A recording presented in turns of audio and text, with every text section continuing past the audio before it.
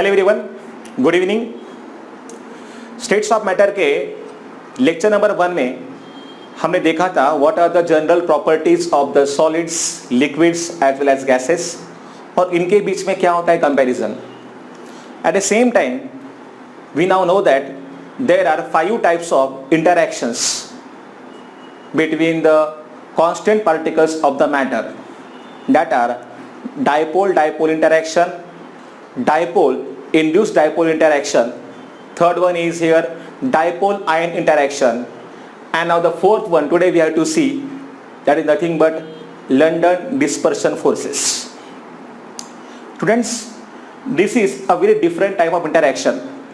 It generally occurs in case of non-polar molecules. अभी तो मेरे ख्याल से आपको क्लियर हुआ होगा what is the meaning of the non-polar molecule and what is meant by polar molecule.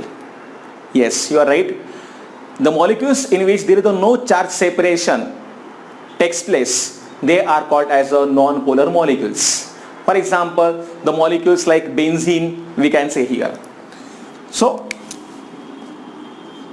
C6H6 ये है benzene molecule. Now, in case of a non-polar molecules like a benzene or we can say here noble gases, अगर हम यहाँ पे बात करते हैं noble gases की, helium, neon, argon, krypton, xenon, radon, all they are known as a noble gases or inert gases. They also possess this type of interaction. Now, study of this dispersion forces is very interesting, because if you see in case of a benzene, the molecule, it does not have dipole-dipole interaction or any other kind of interaction, but in spite of all this molecule, it possesses the liquid state. The reason is here because they have here dispersion force, or we can say they have London force here. अभी यहाँ पे देखिए, ये जो है dispersion forces, they were given by the German physicist,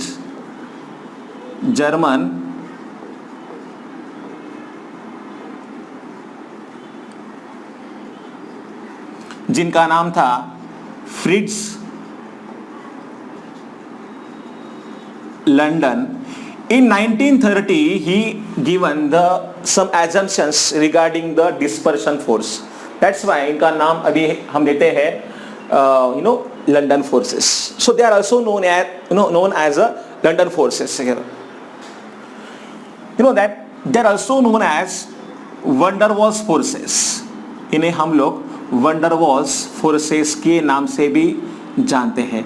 So first thing is that they are very very weak type of forces.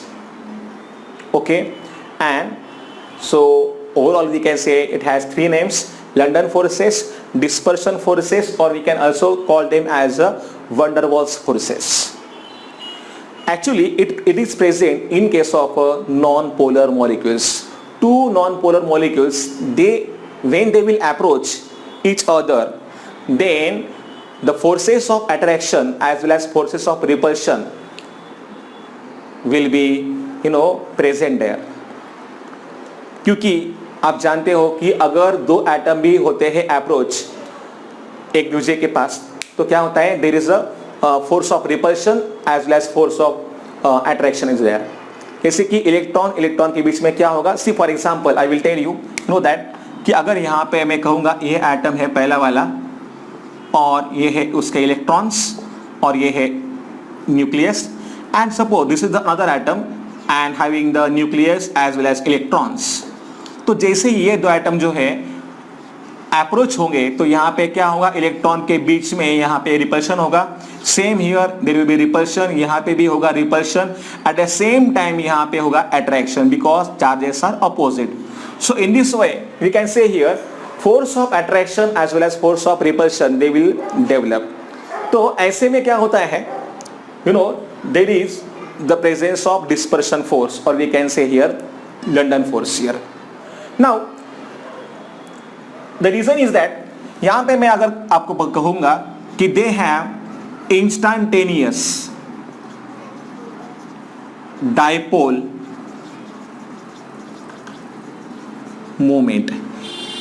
Instantaneous का मतलब जानते हो, for the only particular moment, instant, ठीक है। तो उसी इंस्टेंट के लिए, उसी मोमेंट के लिए वो रहता है dipole moment. For example I will explain this concept by the help of this diagrams. देखिए यहां पे मैं दिखाना चाहूंगा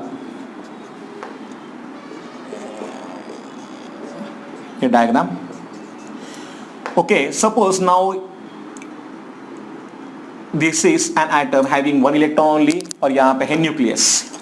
okay, now in the figure A here, diagram A here, यहां पे ये है इलेक्ट्रॉन और ये है nucleus. So you know that there are two different charges are present at the opposite end. यहां पे है पॉजिटिव चार्ज और यहां पे है negative charge. So we can say here there is existence of the dipole moment, क्योंकि हमें पता है क्या होता है dipole moment. Yes, it is defined as the product of, yes, dipole moment क्या होता है? It is defined as the product of magnitude of the charge and distance of the separation of the charges. तो यहाँ पे ये दोनों है different charges और इनके बीच में भी है डिस्टेंस, तो यहाँ पे भी टेम्पररी डाइपोल मोमेंट होगा इंड्यूस। और I will say there is the existence of momentary dipole moment, ठीक है। तो यहाँ पे है मोमेंटरी डाइपोल मोमेंट, ठीक है। But this electron it will not be fix here. आपको पता है electrons are continuously revolving around the nucleus. तो दूसरे डायग्राम में अगर आप देखोगे तो इलेक्ट्रॉन जो है समझिए यहाँ पे आ गया। So you can now see there is a change in the direction of the moment, I mean dipole moment. In the third diagram, in the diagram C, suppose the electron is present here. In the diagram number D, I will show electron present here. So in this way, you know that electron revolves around the nucleus. और इस तरीके से यहाँ पे क्या हो रहा है? There is a continuously change in the dipole moment as well as the directions. Okay? तो ये जो है ये होता है instantaneous और we can say here momentary dipole moment. ठीक है? नाउ अगर हम यहां पे देखेंगे कि इस एटम का चेंज हो रहा है डाइपोल मोमेंट का डायरेक्शन, इसकी वजह से उसके नेबरिंग एटम पे इफेक्ट पड़ेगा। Okay, and the interaction will get developed, that is nothing but known as a dispersion force और we can say here London force. ठीक है, इसके अलावा देखिए मैं आपको कहूंगा द कंसेप्ट ऑफ द क्या होता है polarising power and polarisability. I think in the topic chemical bonding we have gone through this concept also. जैसे कि आपको पता है अगर ये होता है कैटायन प्रेजेंट और यहाँ पे ये है एक molecule and suppose electrons are present over here, ठीक है। नाउ सी ये है कैटायन और यहाँ पे क्या है, ये है एक एटम और इसमें ऐसे इलेक्ट्रॉन्स है, ठीक है। When this cation it will approach to this atom, then this electron they get attracted and the atom it will now have the different shape और आई विल से हियर। तो इसका जो शेप है यहाँ पे ये हो जाएगा कुछ इस तरीके से, ठीक है। एक्चुअली होना चाहिए था वो circular, but now you can C electrons they gate pulled in this direction. तो इलेक्ट्रॉन जो है ये कुछ इस तरीके से अट्रैक्ट हो रहे हैं कैटायन की तरफ और मैं यहाँ पे ये कहूँगा कि ये अभी जो मॉलिक्यूल है now electrons they get distorted. Electron का जो क्लाउड है मैं उससे कहूँगा cloud, more electrons are present and all that electron they get attracted towards this cation. तो यहाँ पे क्या हुआ है, ये होता है distortion of the electron cloud, that is also known as a polarisability. अभी देखिए इसके लिए मैंने जो लिखा है कंसेप्ट यहाँ पे, and this is nothing but the proper definition of the polarizability. ठीक है, क्या दिया है यहाँ पे, it is nothing but the measure of how easily an electron cloud of an atom is distorted by an applied electric field. Electric field का मतलब जानते हैं यहाँ पे क्या होता है, may be presence of positive charge और negative charge here, and under the influence of that charge there is a distortion of the electron cloud. तो जितना ये इजीली होता है डिस्टॉर्शन, उतना ज्यादा होगा पोलराइजेबिलिटी और उतना ज्यादा होगा फिर डिस्पर्शन फोर्स। ठीक है, तो ये कंडीशन अलग है और ये है जो कंडीशन यहां पे मैं बता रहा हूं ये अलग है। ठीक है, it is the property of an atom, we know that the ability to form momentary dipoles, that means the ability of another molecule to become polar by redistributing its electrons is known as polarizability of the atom or the molecule. Yes, the ability to form momentary dipoles, जैसे कि मैंने आपको बताया ये है instantaneous dipole moment। जैसे यहाँ पे ये एटम है, इसके नेबरिंग एटम पे भी कुछ ना कुछ तो होने वाला है इफेक्ट। और अगर हम यहाँ पे बात करें in this case, तो I will say here what the ability to form momentary dipoles, that means the ability of another molecule to become polar by redistributing its electrons। अगर आप देखोगे यहाँ पे तो ये जो है इसमें इलेक्ट्रॉन आ गए कुछ इस तरफ, तो अपने आप देखिए अगर ये इलेक्ट्रॉन का क्लाउड कुछ इस तरीके से यहाँ पे आएगा तो इस तरफ क्या होगा, automatically there is the presence of your positive charge. तो क्या होता है, this is nothing but known as polarizability, because more electron cloud it is going in this direction, so automatically यहाँ पे क्या हो रहा है, there is a more positive charge will be present on this side, and this is nothing but known as a polarizability। तो ये होता है, so these are the natures of the dispersion forces we can say। dispersion force जो होता है it depends on the things that I will write here। number 1, size of the molecules, second number of electrons। obviously अगर electron का number यहां पे ज्यादा है तो यहां पे क्या होगा, more the number of electrons are present here, more will be the magnitude of the dispersion force। same here we can say for the size। and the third factor is here molecular mass। तो ये भी यहाँ पे जो factor है ये 3 factor के ऊपर डिपेंड करता है डिस्पर्शन फोर्स, और we can say here London force. ज्यादा टेंशन की जरूरत नहीं यहाँ पे, only the thing you have to remember is here the dispersion forces they are very very weak forces. Okay, तो मतलब as compare to dipole dipole interaction, और we can say here hydrogen bonding, तो ये क्या होते हैं, they are generally very very weak type of forces and they are present in case of non polar molecules. और ये जो 3 factors यहाँ पे दिए हुए इनके ऊपर डिपेंड करता है डिस्पर्शन फोर्स। इसके अलावा और जो एक फैक्टर यहाँ पे दिया है वो है पोलराइजेबिलिटी। तो इन सारे फैक्टर्स के ऊपर डिपेंड करता है डिस्पर्शन फोर्स, और we can say here London force. ठीक है, it exist in case of the non polar molecules like C6, H6, benzene, noble gases। इसके अलावा oxygen gas, then I will write here nitrogen gas, carbon dioxide, ठीक है, halogens.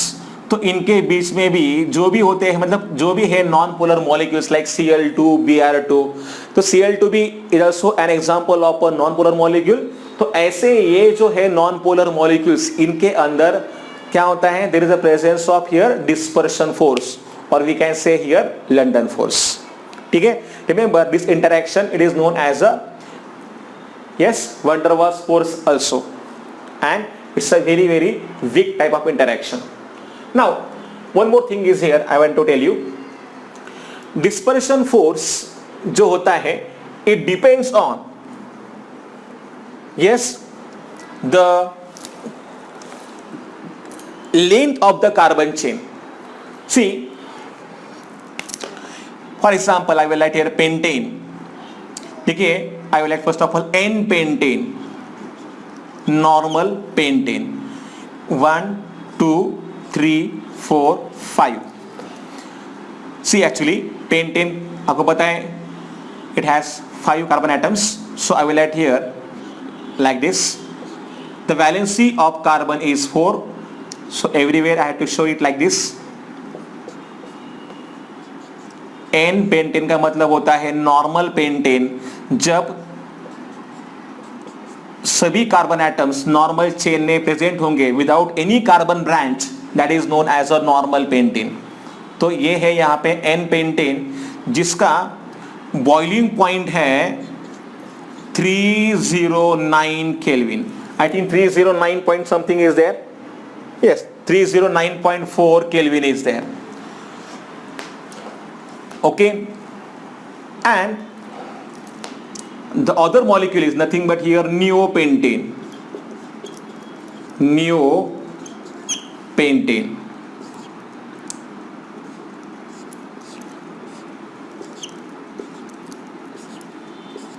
ठीक है, तो देखिए valency of carbon is 4, 1 2 3 4 we have to show. यहाँ पे भी ये जो कार्बन है इसकी भी क्या होगी, वैलेंसी 4 होगी. ये तो यहाँ पे एक पूरी हुई है, 3 बची है, तो यहाँ पे मैं लिखता हूँ 3 H के atoms. Same here I have to write here 3 hydrogen atoms, so that the valency of carbon which is 4 it will be satisfied. तो यहाँ पे भी आएगा CH3 और यहाँ पे भी क्या आएगा CH3. ठीक है, इसको हम लोग इस तरीके से भी यहाँ पे दिखा सकते हैं. अभी ये जो है इसका नाम है neopentane. Now see in the topic hydrocarbons we will go in details about the classification of alkanes. Actually alkane जो है they can be classified into normal alkanes जहाँ पे क्या होता है presence of all the carbon atoms in a continuous chain. In case of isoalkane क्या होता है, कार्बन चेन में 2 नंबर के कार्बन को अगर एक ब्रांच होता है कार्बन का, yes, in the normal chain of carbon atoms if there is a one carbon branch present at the second carbon atom, second कौन सा, तो ये भी पॉसिबल है और ये भी पॉसिबल है, तो इसे हम लोग क्या बोलते हैं, आइसो बोलते हैं, आइसो अल्केन्स. तो ये है आइसो अल्केन. और उसी कार्बन को अगर होते हैं 2 कार्बन के branches, then it is known as a new alkane. तो ये है न्यू पेंटेन, क्योंकि यहाँ पे 1 2 3 4 5 कार्बन के एटम्स है. अगर आप देखोगे तो इसका जो बॉइलिंग पॉइंट यहाँ पे है वो है 204, राइट,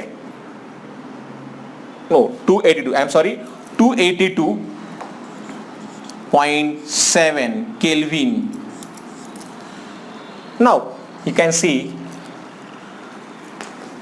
ये 2 मॉलिक्यूल्स अगर आप देखोगे तो n पेंटेन एंड नियोपेंटेन दोनों का फॉर्मूला यहाँ पे सेम ही है. फॉर्मूला क्या है इनका, C5H12, having the same molecular formula but having different boiling point. The reason is here dispersion forces. In case of you know that the long chain of carbon atoms, तो यहाँ पे ये जो structure है ये कॉम्पैक्ट स्ट्रक्चर नहीं है. अगर स्ट्रक्चर कॉम्पैक्ट नहीं होता है और अगर वहां पे लॉन्ग चेन होता है कार्बन एटम का, तो ऐसे में ज्यादा होता है डिस्पर्शन फोर्स. इसलिए आप यहाँ पे देखोगे boiling point is more, it is equal to 309.4 kelvin. वही अगर हम यहाँ पे सोचेंगे in case of neopentane the boiling point is 282.7 kelvin. Okay, so the reason is that here, तो ये जो है neopentane it is a more and more compact in nature, you know compact. That's why here dispersion force का जो भी रहेगा magnitude ये यहाँ पे कम रहेगा और उस वजह से इसका बॉइलिंग पॉइंट यहाँ पे क्या है, कम है. So I will say here dispersion forces will be more if the molecule is less compact and when there is a long chain of carbon atom. So this is our conclusion and that is the end of the dispersion forces here. Note down these things properly.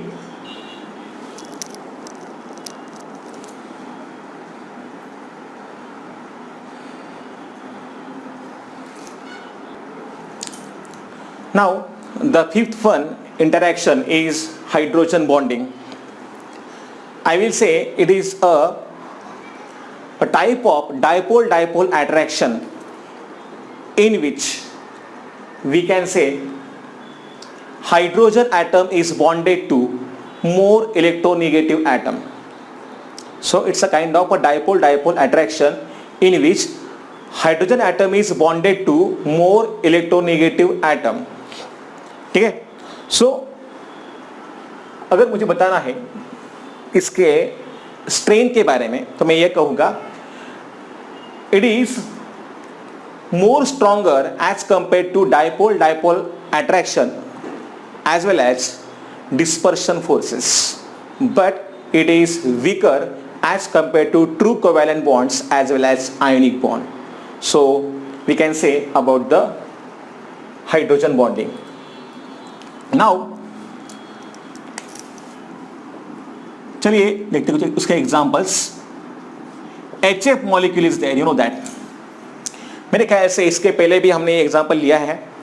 In case of fluorine, you know that, तो ये H और F के बीच में जो भी single bond है, the electron pair it will be shifted towards fluorine and it will have delta negative charge. Hydrogen it will have delta positive charge. तो HF मॉलिक्यूल जो है ये हो जाएगा पोलर. ऐसे में delta negative fluorine of one molecule it is attached to delta positive hydrogen of another molecule. देखिए कुछ इस तरीके से यहां पे फिर होगा इंटरैक्शन.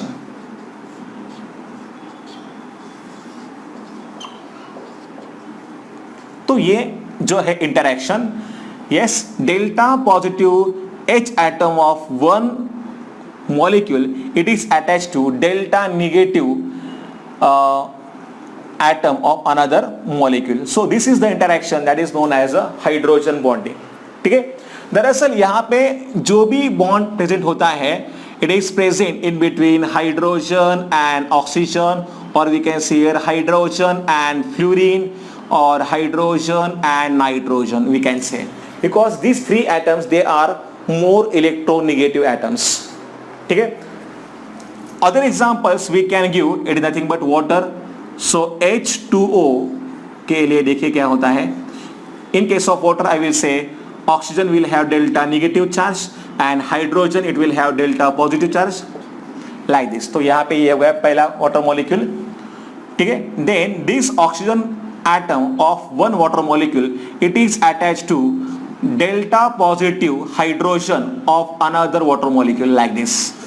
देखिए यहाँ पे डेल्टा पॉजिटिव है, ये है डेल्टा नेगेटिव और ये है वापस delta positive. This is second water molecule. ठीक है. Then the third one again hydrogen, oxygen and hydrogen. So delta positive, delta negative and delta positive again. Don't forget यहाँ पे अगर हम देखेंगे तो ये यहाँ पे कंटिन्यू हो जाएगा. Here also it will continue. So this is the kind of hydrogen bonding that is present in case of water. Obviously oxygen के पास यहाँ पे क्या रहेगा, लोन पेयर ऑफ इलेक्ट्रॉन यहाँ पे रहेगा प्रेजेंट. ठीक है. You know that 1 2 3 4 we can show like this also. तो ये है वाटर में presence of hydrogen bonding.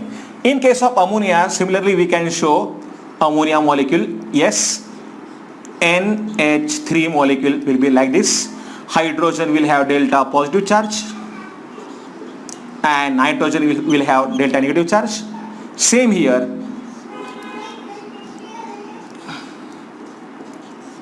Delta positive, delta negative we have to show.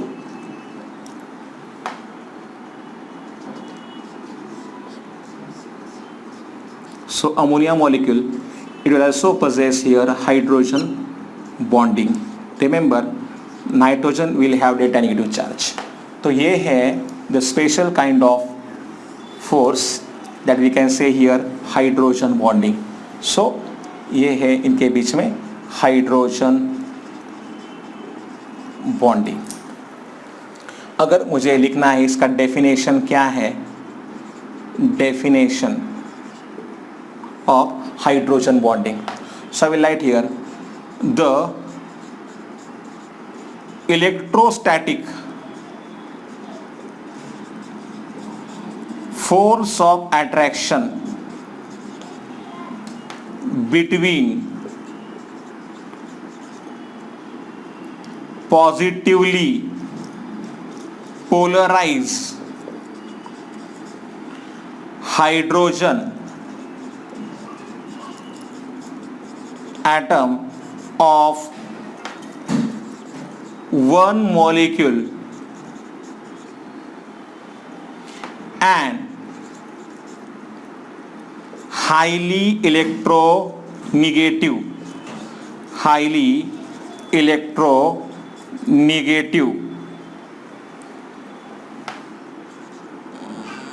atom of another molecule, remember, which may be negatively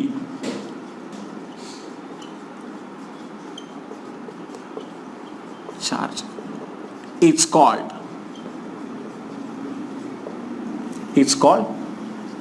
hydrogen bonding. Okay, so this is nothing but the definition of hydrogen bonding. ये होता है दो type का,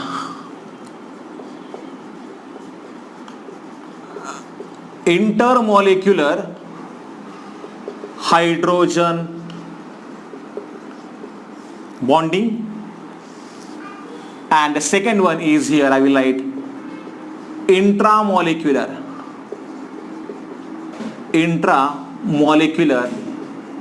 hydrogen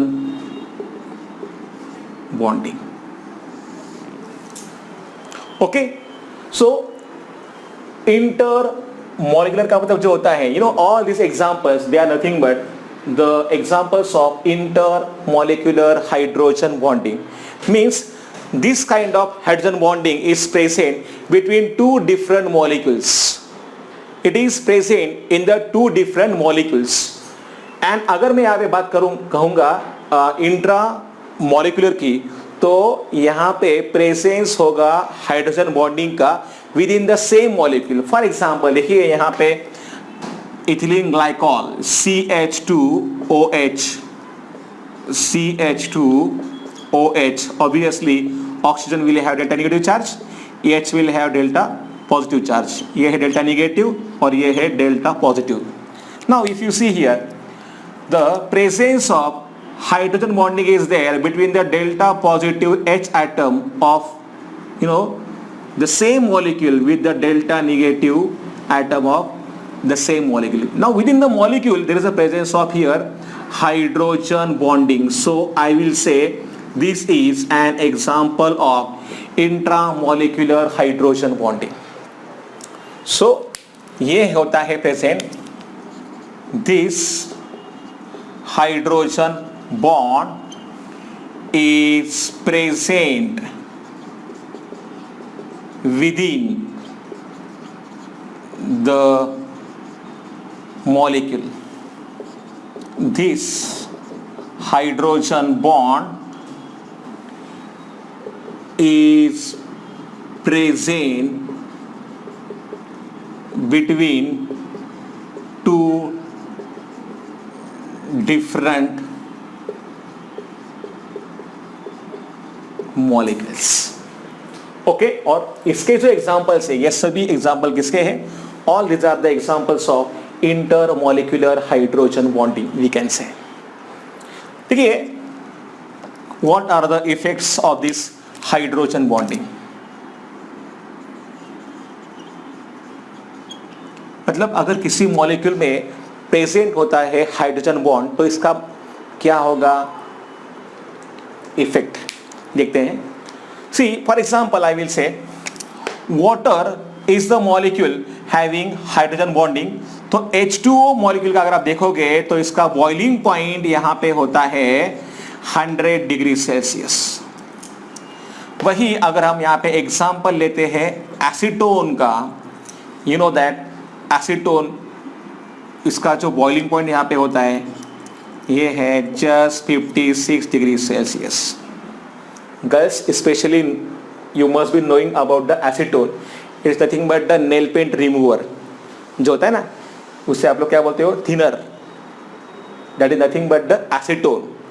इसका जो होता है structure CH3 C double bond O and CH3.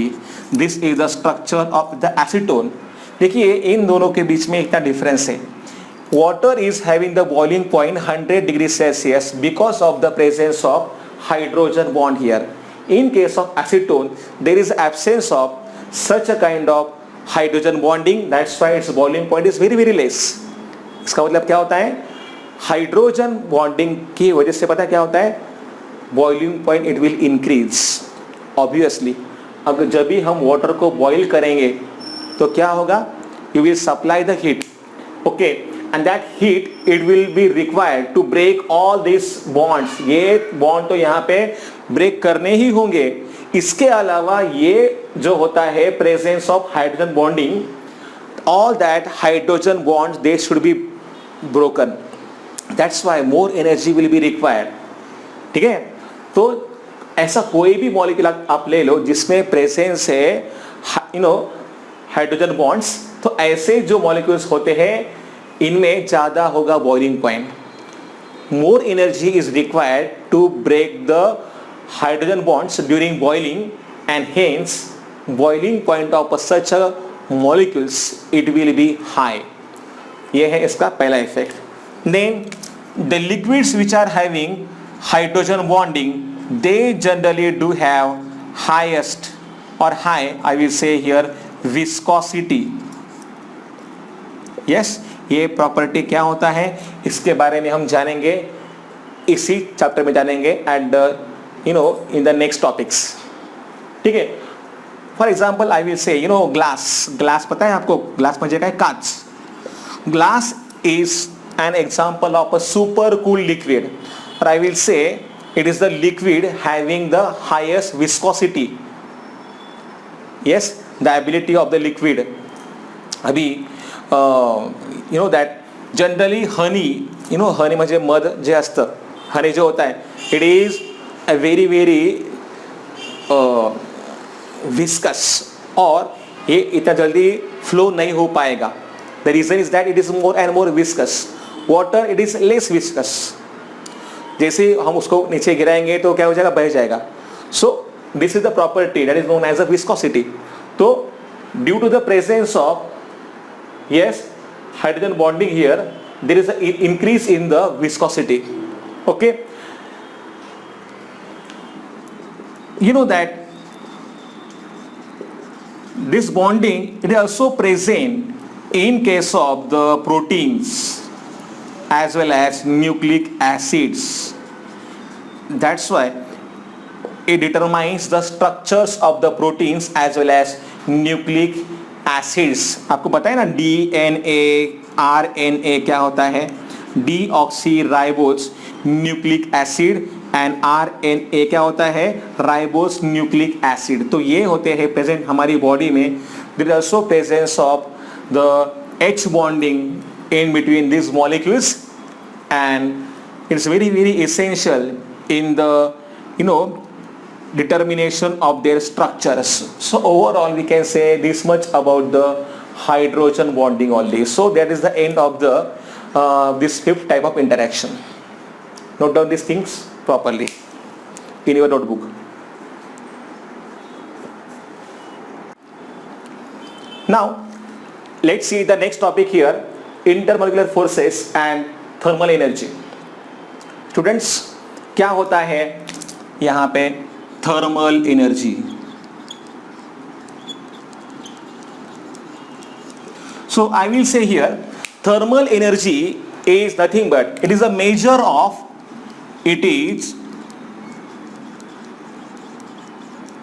the measure of kinetic energy of the particles of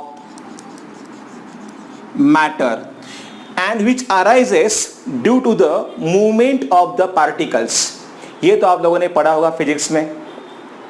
okay, so this thermal energy it depends on the temperature, और I will say here thermal energy it is directly proportional to the temperature. इसका मतलब ये होता है कि अगर temperature बढ़ेगा तो यहाँ पे जो है थर्मल एनर्जी ये भी यहाँ पे बढ़ेगा. और अगर कम होगा टेम्परेचर तो ये एनर्जी भी यहाँ पे कम होगा. Okay, these two factors they will decide which state of the matter will be more stable. I mean solid state or liquid state or gaseous state. Okay, so for example, if in case if there are a very weak intermolecular forces of attraction, तो क्या होगा? Then the molecules they will not come closer, they will remain away. That's why there is not possibility of presence of solid or liquid state here. Okay, देखिए अगर ये forces ज़्यादा strong होंगे, when the forces of intermolecular attraction are greater and thermal energy will be less, at that time there is the existence of the solid state or we can say here liquid state. तो इसके लिए मैंने अभी देखिए ये जो मैंने दिखाया है यहाँ पे different states are there, gas state, liquid state as well as solid state. तो as we move from the gaseous state towards the liquid and towards the solid, तो हमें यहाँ पे देखना ये है कि as we move from gaseous state to solid state there is increase in the intermolecular forces of attraction. At the same time there is a decrease in the thermal energy. तो एक बात होता है यहाँ पे, if the solid state want to be exist then there should be a very strong intermolecular forces of attraction. At the same time there should be less amount of the thermal energy. बिल्कुल उसके उल्टा हम यहाँ पे कहेंगे for gaseous state, for the existence of the gaseous state the thermal energy should be more and there will be less intermolecular forces. So in this way these two forces they will decide which state of the matter will be more stable. Okay, देखिए इस साल तो हमें syllabus में है gaseous state and liquid state, but in the next year in the 12th standard the first chapter we have it is nothing but the solid state. ठीक है, फिलहाल हम इस चैप्टर में जानेंगे regarding the gases as well as the liquids. ठीक है, तो चलिए अभी ये है हमारा नेक्स्ट टॉपिक और यहाँ पे है comparison of the intermolecular forces. The first in the first column it is given the type of force here. In the second column तो उनके बीच का जो भी होगा स्ट्रेंथ ये यहाँ पे दिया है. And in the third column characteristics are given. Okay, characteristics of the different kind of forces. Now the first one is here ion dipole type of interaction. देखिए हमने जाना था उसका example, you know in the previous lecture I told you when NaCl it is dissolved in water then there is a formation of Na plus and Cl minus ions. Na plus is cation, it is surrounded with 6 water molecules. At the same time Cl minus anion जो भी होता है it is also surrounded by the 6 water molecules, and this kind of interaction it is nothing but an example of ion dipole type of interaction. अगर आप यहाँ पे देखोगे तो इसका जो स्ट्रेंथ है वो है 10 to 50 किलो जूल्स पर मोल. इससे मैं कहूँगा कि ये है मॉडरेट.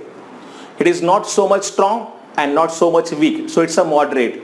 देखिए यहाँ पे लिखा है इसका characteristic. Ion dipole type of interaction जो है it occurs between the ions and the polar solvent. Polar solvent अभी आप जानते हो क्या होता है, लाइक वाटर जहां पे चार्ज सेपरेशन यहाँ पे होगा ना, delta positive delta negative, so charge separation यहाँ पे होगा. Such a kind of solvents जहां पे चार्ज सेपरेशन पॉसिबल होता है they are called as a polar solvents. And the solvents like benzene C6H6 यहाँ पे ऐसा कोई नहीं होता है charge separation. Then such a kind of molecules are known as a non-polar molecules. Okay, तो ये होता है, आपको पता है ये पहला वाला interaction. Then the second one dipole type of interaction. Already I told you about it in the previous lecture. ये जो है इसका strength ये है 3 to 4 kilojoules पर मोल के बीच में. ठीक है, and ये होता है कहाँ पे, between the polar molecules. You know that we have seen in the last lecture also. HF molecule, then presence of ICL molecule. Some examples we can give like this. यहाँ पे होता है डाइपोल type of interaction. और ये कहां पे होता है? It occurs in the polar molecules. Then the third is, आज ही हमने देखा है वो होता है London dispersion force. It is also known as a van der Waals force. अगर आप देखोगे तो उसका जो स्ट्रेंथ है वो है 1 to 10 किलो जूल्स पर मोल।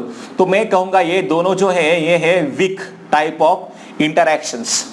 और आपको पता है ये कहां पे होता है? They are present between the all the types of molecules and they depend especially on the size of the molecules as well as on the polarizability।